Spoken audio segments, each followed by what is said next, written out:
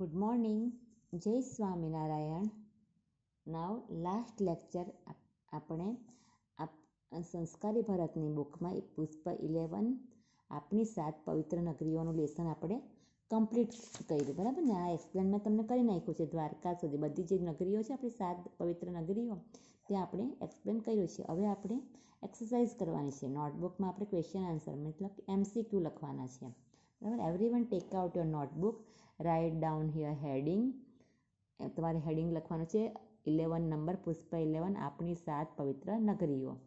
First number લખવાનો છે, આદિકાળમાં ભગવાનનો વાસ થયો તેવા મુખ્ય કેટલા નગરનો સમાવેશ થયો? તો કેટલા નગરનો આન્સર આવશે? 7 નગરનો. 7 નગરી છે ને, એટલે 7 નગરનો. નંબર 2, અયોધ્યા નદીના કિનારે આવેલું છે. શું આવેલું છે? સરયુ. અયોધ્યા કઈ નદીના કિનારે આવેલું છે? અયોધ્યા કઈ નદીના કિનારે આવેલી છે? તો સરયુ. નંબર 3, તમે ફક્ત આન્સર લખો તો બી વાંધો નહીં, તમારે ઓપ્શન લખવાની જરૂરત નથી. નંબર 3, ઋષભદેવનો જન્મ ક્યાં થયો હતો?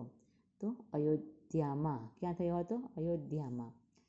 સ્વામિનારાયણ ભગવાનનું બાળપણ ક્યાં પસાર કર્યું? અયોધ્યામાં.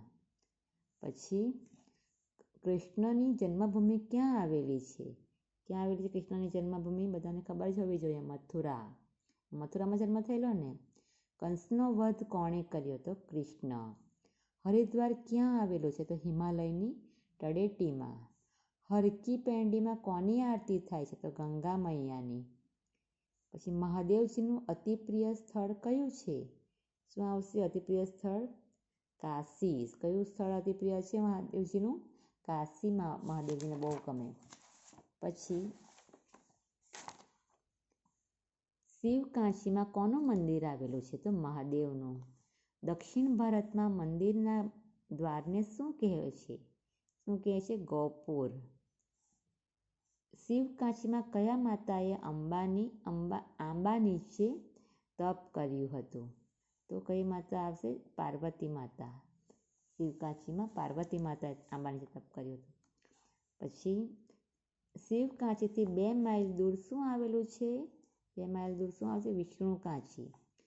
નંબર 14, વરદરાજ સ્વામી એટલે કોણ? તો વિષ્ણુ. ઉજ્જૈન કઈ નદીના કિનારે આવેલું છે? તો ક્ષિપ્રા. ક્ષિપ્રા નદીના કિનારે આવેલું છે. વિક્રમાદિત્યની રાજધાની ક્યાં આવેલી હતી? ઉજ્જૈનમાં આવેલી હતી. ક્યાં આવેલી વિક્રમાદિત્યની રાજધાની? ઉજ્જૈનમાં આવેલી હતી. બીજા ક્વેશ્ચન આન્સર આપણે બીજા ઓબ્જેક્ટિવ બીજા નેક્સ્ટ લેક્ચરમાં જોઈએ. Okay, thank you.